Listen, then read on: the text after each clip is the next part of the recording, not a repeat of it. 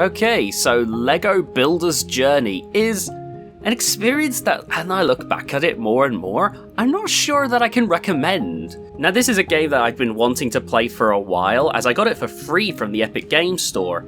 So I booted it up, and even with my tiny little brain, I managed to beat the game in 2 hours. And the story wasn't exactly what I was expecting.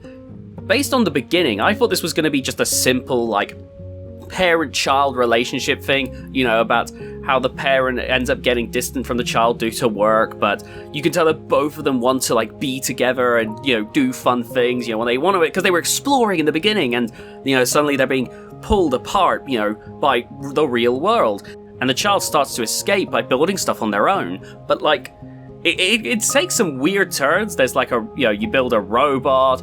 I don't want to spoil it too much in case someone wants to play it. It's not too crazy. It just took some turns that I really didn't expect. But overall, I had a decent time with the story. Now on the puzzles front, none of the puzzles are true head scratchers. Like, none of them are really going to stop you in your tracks and make you think, I have no idea what's going on. Except for if you're like me and 1 or 2 of the mechanics didn't get explained to you very well while you were playing, and you just kind of were stumped as to what the game was expecting from you. The game goes for a zero dialogue approach, which, don't be wrong, I do like it, and none of those roadblocks were such that I just couldn't get past. I managed to get past everything, but there are definitely 1 or 2 times where I was just kind of like, okay, Gabe, I don't know what you want from me. But overall, once you figure something out, the puzzles are all generally pretty easy. Visually, the game is trying to go for like that kind of simple aesthetic that a lot of indie games tried to do back in the day. I think of games like Thomas Was Alone when it comes to just trying to capture that simple style and trying to tell a big story with, you know, different emotion in it, you know, whilst keeping it simple. And it sort of works. It, you know, I can tell that they've really tried here, but there's also just part of my brain that's not willing to fully connect to it. And I can't tell if it's just that the emotion isn't coming through as well as strongly as it could have in another art style, or if it's just a case of me seeing Lego and just immediately thinking, haha, funny brick game. Like, don't misunderstand me. Apart from one problem, which I'm about to get into, I really didn't have any major problems with the game. Generally speaking, the game was alright.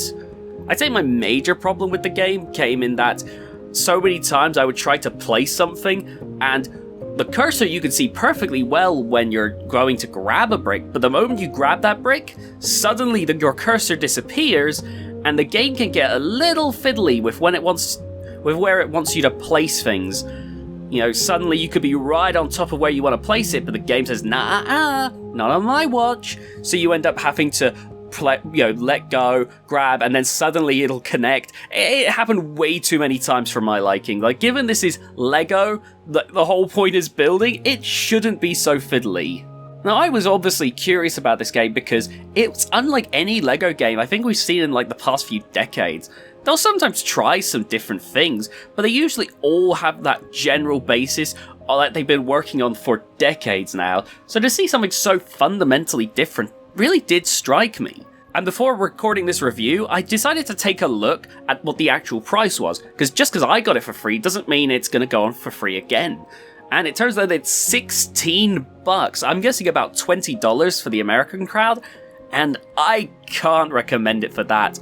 That's $10 an hour if you're going by my strats, and you can absolutely get this game beaten even quicker. There's a creative mode afterwards, but I mean, it's a Lego game. I kind of expect that, really. I kind of expect a level of creativity. I don't know, like, this is a fun game, but $16 just seems like too much. Overall, it's not a bad experience, but maybe not one that I'd ever replay again. I've had my time with it, and now it'll remain a part of my memories.